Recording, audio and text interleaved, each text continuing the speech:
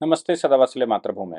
हम लोग चर्चा करने जा रहे हैं अरविंद केजरीवाल के नए एपिसोड की।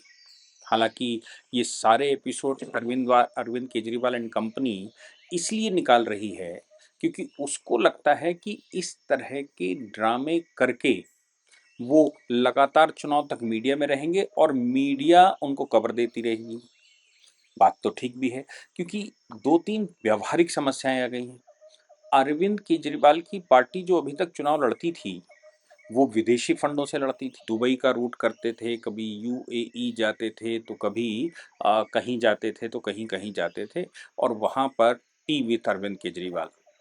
देश में संसार के जितने विरोधी लोग वो वहाँ पर चाय पीते, कुछ अच्छे लोग भी पीते होंगे। वो वहाँ पर चाय पीते, अरविंद केजरीवाल को खालिस्तान के मूवमेंट के लिए पैसे देते, देश डिस्टर्ब करने के लिए पैसे देते और अरविंद केजरीवाल फंड रेज करने के नाम से देश भर का पैसा लाते और देश में डिस्टर्बेंस के लिए या देश में अपने चुनाव मतलब उनका चुनाव खुद में एक डिस्टर्बेंस है तो वो चुनाव लड़ते। लेकिन इसके बाद जब केंद्र में सरकार बैठ गई तो सरकार बीजेपी की बैठी। उस जो सवाल केजरीवाल के सामने था वो ये था कि केंद्र की सरकार नहीं बैठने के बाद उसको ये मालूम था, उसके ये इश्यूज थे कि देश को डिस्टर्ब करने के लिए ग्लोबल मार्केटिंग कंपनियां और संसार को डिस्टर्ब करने वाली शक्तियाँ, संसार में भारत को डिस्टर्ब करने वाली शक्तियाँ, अब वो कन्वर्जन के नाम से करें, वो इस्लाम के नाम से करें, वो ईसाइयत के नाम से करें, वो नक्सलिज्म के नाम से करें, वो इंटरनल डिस्टर्बेंस के नाम से, मतलब कई नामों से वो इंटरनल डिस्टर्बेंस करने वाले लोग हैं। केंद्र की सरकार बैठी उसका ये इशू मतलब जनसंघ 1951 में बनी थी। जनसंघ का ये इशू था कि भारत को डिस्टर्ब करने के लिए विदेशी शक्तियां एंटर मार रही हैं। नेहरू जी से वो लगातार कहते थे, चाहे अटल बिहारी वाजपेयी की बात करें उस समय, नानाजी देशमुख की बात करें या फिर हम दीनदयाल उपाध्याय की बात करें। बाद में अडवाणी जी भी उस समुदाय में जुड़ गए। बाद में मुरली मनोहर जोशी जी उस समुदाय में जुड़ गए। यानी कि लगातार वो आशंका जाहिर करते कि देश किधर जा रहा है और विदेशी शक्तियां देश को परेशान कर रही हैं। नेहरू जी को कोई बात कभी समझ में नहीं आई। तो नेहरू जी का सदैव से इशू रहा कि वो ग्लोबल लीडर बनना चाहते थे और जो कम्युनिज्म की फिलॉसफी है, जो इस्लाम की फिलॉसफी है, वो फिलॉसफी ये है कि संसार को एक दृष्टि से देखना चाहिए, ग्लोबल विलेज देखना चाहिए। बाउंड्रीज इस्लाम मानता नहीं है, कम्युनिज्म भी बाउंड्री नहीं मानता। अब मोदी जी की सरकार जब फुल फ्लैश आई, क्योंकि 77 की सरकार बैठी थी तो मोरारजी देसाई प्रधानमंत्री हुआ करते थे, अटल जी उसमें होते तो थे लेकिन वो उनकी चल नहीं सकती थी। अटल जी की जब सरकार 1996 में बनी थी तो वो सरकार भी 24 पार्टियों के 24 पायों पर बनी हुई थी। लेकिन 2014 में जो सरकार बनी वो पूरी शक्ति के साथ बनी। अब 2014 की सरकार अगर पूरी शक्ति के साथ बनी तो जो इशू 1951 से पॉलिटिकल पार्टी के थे यानी कि पार्टी के थे वो इशू तो होने ही थे। परिणाम मतलब उनको उनको एड्रेस करना ही था। चाहे वो जब जनसंघ की स्थापना 370 के लिए हुई हो, विदेशी कंपनियों के, विदेशी ग्लोबल मार्केटिंग कंपनियों के भारत में हो रहे व्यवस्था परिवर्तन में इंटरवेंशन, फाइनेंस में, बजट में एंट्री बना। तो उन्होंने क्या किया कि सबसे पहला काम ये किया कि एफसीआरए के कानून कड़क कर दिए। और एफसीआरए के कानून कड़क करने का मतलब बिल्कुल साफ था कि अब विदेशी फंडिंग भारत में एंट्री मारेगी तो उसको बताना पड़ेगा कि वो क्यों आई। उसको बताना पड़ेगा कि उस फंडिंग में वो क्या करना चाहते हैं, उसको बताना पड़ेगा कि वो क्या उनके परिणाम निकालने वाले हैं, वो क्या कर रहे हैं, पैसा कहाँ गया, कहाँ से आया, कितना खर्च हुआ। परिणाम ये निकला कि बहुत सारी इंटरनेशनल कंपनियां भारत से चली गई। लेकिन इसका सबसे बड़ा एडवर्स इफेक्ट जो पड़ा वो अरविंद केजरीवाल पर पड़ा। बाकी पॉलिटिकल पार्टियों पर थोड़ा बहुत पड़ा होगा लेकिन उनकी अपनी इंटरनल सोर्सेस थे। अरविंद केजरीवाल टोटली बाहरी फंडिंग से चल रहे थे। यानी कि उनके पास अपना ना तो बेस था, ना अपना कैडर था, ना अपना कुछ था। वो आंदोलन के बीच में अन्ना हजारे को मूर्ति बनाकर और खुद सत्ता में बैठ गए। बाद में उन्होंने अन्ना हजारे को भी क्या धत्ता दिखाई, बाद में उन्होंने जो जो उनके साथ जुड़ा था उनको क्या धत्ता दिखाई, सब ठीक है। लेकिन सत्ता चूँकि उनका ऑब्जेक्ट था, इसलिए वो बच्चों की कसम खा लेते, वो ये कसम खाते कि मैं 4 कमरे के मकान में ही रहूँगा, वो कसम खाते कि मैं सामान्य घर में रहूँगा, वो कसम खाते कि मैं सामान्य गाड़ी में चलूँगा, मुझे सिक्योरिटी नहीं चाहिए, मैं आम आदमी हूँ, आम आदमी के बीच में ऐसी बहुत सारी असंख्य कस्में खाकर अरविंद केजरीवाल सत्ता में बैठ गए। बाद में उन्होंने उन सभी कस्मों की धज्जियाँ उड़ाई, उन सभी गुरुओं की धज्जियाँ उड़ाई, उन सभी मार्ग प्रशस्त करने वाले, मार्ग दिखाने वालों की धज्जियाँ उड़ाई। सत्ता में बैठने के बाद उनके राष्ट्रीय अरमान जाग गए। तो सवाल यहाँ पर ये पैदा हुआ कि अरविंद केजरीवाल की फंडिंग बंद हो गई। फंडिंग, विदेशी फंडिंग बंद होने का परिणाम ये निकला कि अब केवल वो जहां पर सत्ता में थे वहां से कितनी करप्शन करके निकाल सकते थे उस पर आ गया। उन्होंने करप्शन किए तो उनके खिलाफ एक्शन हो गए, क्योंकि करप्शन, दाल में नमक खाने वाले तो समझ में आता है, लेकिन पूरी दाल खाकर नमक दिखाने वाले तो समझ में नहीं आते। अरविंद केजरीवाल कुछ इसी रोग से पीड़ित हो गए कि दाल दिखाकर नमक खिलाना और दाल पूरी खुद खा जाना। अरविंद केजरीवाल को पढ़े लिखे व्यक्ति थे, डर हो गया कि नहीं हम गिरफ्तार हो सकते हैं। एक-एक करके गिरफ्तारियां हो ही रही थी। पढ़ा लिखा व्यक्ति होने के नाते उनको एविडेंसेस मालूम थे, उनको सरकारी कार्यक्रम मालूम था, इसलिए वो पहले ही घोषणा करते रहे रहे कि अब ये होने वाला है, कि अब ये पकड़ने वाले हैं, कि वो पकड़ने।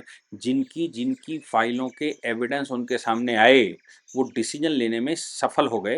यानी कि डिसीजन वो ले सकते थे। हम लोग भी बता देते हैं, मैं भी आपको बहुत बार बता देता हूँ कि अब इसका नेक्स्ट स्टेप ये होगा। अरविंद केजरीवाल उसका विक्टिम कार्ड खेलकर संभालना चाहते थे। अभी आज, या जिस दिन बेल लगी थी दिल्ली हाई कोर्ट में, उस दिन आतिशी ने सुबह-सुबह एक प्रेस कॉन्फ्रेंस करी और प्रेस कॉन्फ्रेंस करके कह दिया कि अरविंद केजरीवाल का 4 किलो वजन कम हो गया और उनको उनकी शुगर लेवल डाउन हो गई। वो कोर्ट को प्रेशर में लेना चाहती थी, मूर्ख बनाकर। अब वो मूर्ख बनाने वाला, उनको शायद मालूम नहीं होगा कि कोर्ट इन प्रेशरों में आता नहीं है। जनरली कोर्ट को आप ऐसे नहीं बरगला सकते। लेकिन आतिशी तो आतिशी हैं, प्रयास तो करना बनता है उनका, भाई उनका बॉस अंदर है। परिणाम निकला कि ईडी ने स्टेटमेंट दे दिया कि भाई हमारे यहाँ तो, या ईडी के यहाँ से खबर आ गई कि हमारे यहाँ तो ऐसा कुछ नहीं हुआ, और जेल गए एक ही दिन हुआ था, 2 दिन हुए थे। क्या 2 दिन में 4 किलो वजन कम हो गया? ये तो बड़ी गंभीर समस्या थी। आगे चलकर ये एक नया डेवलपमेंट उन्होंने किया, जो आज कहा, अभी अभी जो रिपोर्ट आई कल की, वो ये थी कि अरविंद केजरीवाल का जो वजन बताया जा रहा था उससे 1 किलो बढ़ गया। संजय सिंह 6 महीने अंदर है 6 किलो बढ़ा कर लाए थे। अरविंद केजरीवाल 1 हफ्ते में 1 किलो बढ़ा गए। अरविंद केजरीवाल का वजन बढ़ गया। यही सौरभ भारद्वाज लगातार स्टेटमेंट दे रहे थे कि जेल तो अपनी है, उसका एडमिनिस्ट्रेशन हमारे पास है, और जेल का एडमिनिस्ट्रेशन हमारे पास है तो भैया जेल आराम से काटी जाएगी, कोई समस्या जेल में नहीं है। जेल, और ये तो बात सही है कि जेल का प्रशासन दिल्ली सरकार के पास है। दिल्ली सरकार, उनकी काउंसिल ऑफ मिनिस्टर उसको देखती है। तो जेल के हवाले से ये रिपोर्टें देना कि भी ये मिलने नहीं दिया, उनको मिलने नहीं दिया, इनको जाने नहीं दिया, अरविंद केजरीवाल की प्रताड़ना हो रही है। दिल्ली की जेल जो दिल्ली सरकार के अंडर में आती है, उसका एक मंत्री होता है, और यहां तक इन लोगों ने किया था कृत्य देश को डिस्टर्ब करने वाला। बड़े ध्यान से सुनिएगा, देश को डिस्टर्ब करने वाले यहां तक इन्होंने कृत्य किया था कि यासीन मलिक को, उसने कहा कि हम सुप्रीम कोर्ट जाना चाहते हैं, उसकी तारीख लगी थी। यासीन मलिक को बिना सुप्रीम कोर्ट के ऑर्डर के, बिना सुप्रीम कोर्ट के नोटिस के, यासीन मलिक को सुप्रीम कोर्ट के अंदर घुसेड़ दिया। आप सोचिए कि कितना बड़ा षड्यंत्र रहा होगा कि सुप्रीम कोर्ट के गेट से हम लोग भी जाते हैं तो बाकायदा प्रॉपर तलाशी होती है, हमारा कार्ड बना होता है प्रॉक्सिमिटी, वो कार्ड हम उस पर स्कैनर मशीन पर लगाते हैं, तब वो ओपन होती है, तब वो हमें एंट्री में इतनी टाइट सिक्योरिटी सुप्रीम कोर्ट की।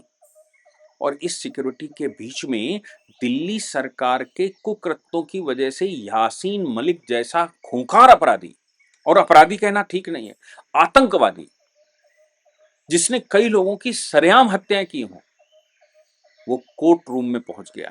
कोर्ट में उसकी सुनवाई हो रही थी और वो सामने खड़ा था। कोर्ट एकदम हतप्रभ कि भाई ये क्या हो गया। कोर्ट ने पूछा किसके आदेश से लाए, कि साहब किसी का आदेश नहीं। उन्हें कोर्ट का आदेश है क्या? नहीं है।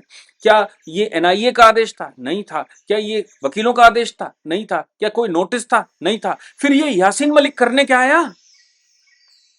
तो जवाब आया कि इसने दिल्ली सरकार से कहा कि हमको, मेरी प्रोसीडिंग आज सुनवाई होने वाली है, मुझे उस प्रोसीडिंग में भाग लेना है, इसलिए उसको लेकर चले आए। आप सोचिए कि कितना निकृष्ट काम सुप्रीम कोर्ट में उस समय सॉलिसिटर जनरल ने कहा कि रास्ते में इस पर हमला हो सकता था, सुप्रीम कोर्ट पर हमला हो सकता था, सुप्रीम कोर्ट में डिस्टर्बेंस हो सकता था, ये रास्ते में इसके इसके इसके साथी छुड़ाने का प्रयास कर सकते थे, इसकी इसके लिए इसकी फेथ को मानने वाले लोग इसको भीड़ लगाकर छुड़ा सकते थे, इसके दुश्मन इसको मार सकते थे, सुप्रीम कोर्ट के अंदर भी कुछ हो सकता था। सुप्रीम कोर्ट ने उस पर तुरंत एक इन्वेस्टिगेशन बिठाया कि भाई क्या है ये। तब इन्होंने आवाज लगाई, तब इन्होंने कहा कि साहब ये वो तो उसकी हियरिंग थी, वो कह रहा था इसलिए हमने उसे भेज दिया। किसने? दिल्ली सरकार के लोगों ने।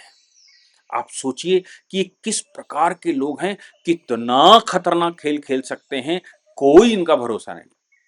ये कह सकते हैं जम्मू कश्मीर में रेफरेंडम करवाइए, ये कह सकते हैं कि वक्फ बोर्ड प्राइवेट संस्था है, वो उनको उनके मौलवियों को सैलरी दीजिए, ये कह सकते हैं कि यखलाक मारा गया तो उसको हम कॉम्पनसेट करेंगे, लेकिन दूसरी तरफ कोई दूसरा यानी कि भारतीय मूल प्रजाति का कोई व्यक्ति मारा गया, उसकी लड़की को छेड़ रहे थे इसलिए उसको एक समुदाय ने मार दिया क्योंकि उसकी लड़की छेड़ रहे थे, उसने उसका विरोध किया। कंपनसेशन तो छोड़ दीजिए, सहानुभूति के लिए ये लोग वहां जाते भी नहीं। लेकिन इनको राजनीति फुलटास करनी है। मतलब ये हो गया कि अब इनके पास पैसे नहीं है पब्लिसिटी के। इस समय का जो सिचुएशन मालूम पड़ रही वो ये है कि इनके पास पब्लिसिटी के पैसे नहीं है। पब्लिसिटी के पैसे नहीं होने की वजह से पब्लिसिटी में कैसे रहें, क्योंकि पैसा जो आता वो विदेशों से आना था, एफसीआरए आ गया। पैसा जो अंदर होना था, खालिस्तान खालिस्तान हो नहीं पा रहा। पैसा जो करप्शन से होता वो उस पर उसके चक्कर में जेल में पड़े हुए हैं। और चुनाव इन्होंने लड़ना है। गोवा चुनाव के टाइम पर तो इन्होंने पैसा निकाल लिया, गुजरात चुनाव के समय पर सरकार से पैसा निकाल लिया करप्शन करके, तमाम तरह की पॉलिसी करके। पंजाब के चुनाव समय पर खालिस्तान वाला पैसा। अब इन सभी विषयों पर सरकार और जो एजेंसियां हैं वो सरजग हैं। तो आखिर पैसा आए कहां से, ये सवाल है। तो इन्होंने एक तरीका निकाला कि रोज एक बड़े खुलासे के नाम से कोई एक विषय लेकर आएंगे। कभी आतिशी बैठेंगी, तो कभी सौरभ भारद्वाज बैठेंगे, तो कभी अरविंद केजरीवाल सुनीता केजरीवाल बैठेंगी, तो वो आजकल संजय सिंह निकला है, संजय सिंह बैठेंगे। अब सोचो कि मुझे जहां तक लगता है एक षड्यंत्र के लिए एक इस्तीफा दिलवाया राजकुमार आनंद से। इस्तीफा किसको दिलवाया? वो गालियां दे रहा है, कह रहा है कि मैं आपके साथ नहीं रह सकता करप्शन के मामले में, फलाना है ढिमाका। तो अरविंद केजरीवाल की शिकायत कर रहा है और अरविंद केजरीवाल को ही चिट्ठी दे रहा है कि मैं मंत्रिपरिषद से इस्तीफा देता हूं। अब वो कौन स्वीकार करेगा? स्वीकार करने वाले तो अरविंद केजरीवाल ही हैं, और गालियां भी अरविंद केजरीवाल को ही दी जा रही। अरे भैया, एलजी को भेज देते तो वो स्वीकार कर लेते, क्या समस्या थी? लेकिन वो एक षड्यंत्र या ड्रामा लग रहा था, और वो ड्रामा इस लेवल का लग रहा था कि ये लोग उस इश्यू को बुलाकर एक दो दिन काट जाएंगे। भैया, उनके ऊपर ईडी का प्रेशर आ गया, सीबीआई का प्रेशर आ गया, उनको फलाना कर दिया, उनको ढिमाका कर दिया। और ये सब कहते हुए, ये सब चिल्लाते हुए प्रेस कॉन्फ्रेंस बढ़िया चलेगी और सुर्खियों में रहेंगे, बिना पैसे के सुर्खियों में रहेंगे। वो विषय 2 दिन चला। तीसरे दिन कहना शुरू कर दिया आतिशी ने कि अब सिस्टमेटिक तरीके से केंद्र सरकार जो भाजपा के नेतृत्व में चल रही है, वो केंद्र सरकार अब दिल्ली के अंदर राष्ट्रपति शासन लगाना चाहती है। ये कहा। अब राष्ट्रपति शासन लगाना चाहती है, कैसे लगाना चाहती है भाई? मुख्यमंत्री अंदर है, वो इस्तीफा देने को तैयार नहीं। आपका मंत्रिपरिषद है, आप उसको इस्तीफा दिलवाइए, दूसरा मुख्यमंत्री बनाइए, बाकी सब जो चलता है वो चलता रहेगा। आप जबरन कुछ न कुछ रोज नए षड्यंत्र कर रहे हैं, और आप एलजी जो है लगातार मंत्रियों को चिट्ठी ले रहा है, मंत्रियों की बैठक लेता है, मंत्री उसको रिपोर्ट करना चाहिए, कोई जाने को तैयार नहीं है, एलजी से बात करने को तैयार नहीं है, और ये सब कुछ चल रहा है। मतलब क्या है? मतलब बिल्कुल साफ है कि आप स्वयं सरकार गिराना चाहते हो, आप स्वयं राष्ट्रपति शासन लगाना चाहते हो, क्योंकि आपके मन में एक भ्रम आ गया है। वो सौरभ भारद्वाज ने उस भ्रम को क्लैरिफाई किया। आपके मन में जो भय आ गया, वो भय ये है कि 2013 में जब इनकी सरकार बनी थी कांग्रेस के साथ मिलकर, फरवरी 2014 में वो सरकार गिर गई, बल्कि मुझे लगता है पहले गिर गई। फरवरी 2014, अब फरवरी 2014 में सरकार किसकी थी केंद्र में? फरवरी 2014 की कांग्रेस की सरकार थी। फरवरी 2014 से पहले आपने किससे मिलकर सरकार बनाई थी? सरकार आपने बनाई थी कांग्रेस से मिलकर, और उसी कांग्रेस से आपने इस्तीफा दे दिया। और कांग्रेस से सरकार बनाई थी, उससे पहले बच्चों की कसम खाई थी, ना बीजेपी ना कांग्रेस, लेकिन वो कसम असम तो पता नहीं कहां चली गई और आपने सरकार बना ली। फिर आपने सरकार गिरा दी। अब सरकार गिराने के बाद राष्ट्रपति शासन को छोड़कर वहां क्या उपाय था? क्योंकि बीजेपी और कांग्रेस आपस में गठबंधन कर नहीं सकते, और बीजेपी कांग्रेस के अलावा थर्ड फैक्टर अरविंद केजरीवाल थे, वो इनके साथ अब आ नहीं सकते। तो अब तीन बड़ी शक्तियां एक दूसरे के साथ मिलने को तैयार नहीं है, और तैयार हो गई थी, कांग्रेस के साथ सरकार बना ली थी, लेकिन सरकार आपने गिरा ली। केंद्र में सरकार किसी की हो, इसका सोल्यूशन क्या है? इसका कोई सोल्यूशन है क्या? इसके सोल्यूशन राष्ट्रपति शासन ही लगाना था। तो ये कहते हैं कि इन लोगों ने 2014 में भी राष्ट्रपति 13-14 में भी राष्ट्रपति शासन लगाया था। किन लोगों ने? आज की बीजेपी सरकार ने, जबकि उस समय कांग्रेस की सरकार हुआ करती थी। और बोले कि ये प्रयास कर लिया, उसके बाद हम फुल फ्लैश आए। तो इनके दिमाग में एक भ्रम आ गया कि दिल्ली में राष्ट्रपति शासन जब लगा था, उसके बाद जब ये चुनाव लड़े थे तो 70 में से 67 सीटें जीत गए थे। तो इनको लगता है अगर इस परिस्थिति में राष्ट्रपति चुनाव लग जाए किसी तरह से, जब अरविंद केजरीवाल अंदर है, तो इनको उसका माइलेज मिल सकता है। और वो भ्रम, जैसे कोई क्रिकेट मैच देख रहा होता है तो बोले चने लाओ चने लाओ चने लाओ, चने खाए उसने तो विकेट सामने वाला गिर गया, तो दूसरा कहता है तुमने चने खाए इसलिए विकेट अपना गिर गया, फिर रखो रखो रखो चने। फिर वो कहते हैं अब उनका विकेट गिराना, कहता फिर चने खाओ। तो दोनों परिस्थितियां अलग अलग हो गई। पहली परिस्थिति में ये कह रहे हैं कि राष्ट्रपति शासन लगा, इसकी वजह से उनकी फुल फ्लैश सरकार आ गई। इस बार भी राष्ट्रपति शासन अगर लग जाए तो इनकी सरकार पुनः आ सकती है, यानी कि पुनः जीत कर आ सकते हैं। ये भूल गए कि जयललिता चुनाव जीत कर आई थी, उसके बाद उनके एडवोकेट जनरल ने सुप्रीम कोर्ट में कहा था mandate is to the Jayalalithaa, that is why she is entitled to serve as a CM. उनको सीएम की शपथ दिलवाई जानी चाहिए, वो उनको एंटाइटल है क्योंकि जनता ने उनको इन करप्शन के चार्जेस के बावजूद चुनकर भेजा है। जनता चाहती है कि वो मुख्यमंत्री बने। सुप्रीम कोर्ट ने कहा था कि जनता के वोट से कानून नहीं बदल जाता, कानून तो कानून से काम करता है और कानून अनुमति नहीं देता। जो तुम मैंडेट की बात कर रहे हो, उस मैंडेट की बात मत करो, तुम बात करो किसकी? तो वो कहते हैं मैंडेट की बात मत करो, बात थ्रू कॉन्स्टिट्यूशन है। मैंडेट होने के बावजूद अगर कॉन्स्टिट्यूशन अनुमति नहीं देता तो फिर व्यक्ति शपथ नहीं ले सकता। तो जो इनके भ्रम है उसमें तो शपथ अरविंद केजरीवाल तो एटलीस्ट नहीं ले सकते, लेकिन इनको लगता है कि कम से कम इम्यूनिटी आ जाएगी। अब एक तरफ कहते हैं राज्यपाल शासन, दूसरी तरफ इन्होंने पहले से षड्यंत्र इसका बनाकर रखा था कि सरकार फंसे केंद्र की या राष्ट्रपति फंसे। वो ये था कि फरवरी में बिना कहने के, मतलब बिना कहे भी ये बहुमत सिद्ध करते घूम रहे थे, जबरदस्ती का। ना राज्यपाल ने कहा, ना राष्ट्रपति ने कहा, ना अपोजिशन ने कहा, लेकिन ये सब बहुमत सिद्ध करते घूम रहे थे। बहुमत सिद्ध करने का अब तर्क ये है कि बहुमत सिद्ध करने के बाद कम से कम 6 महीने तक अविश्वास प्रस्ताव कैसे आएगा?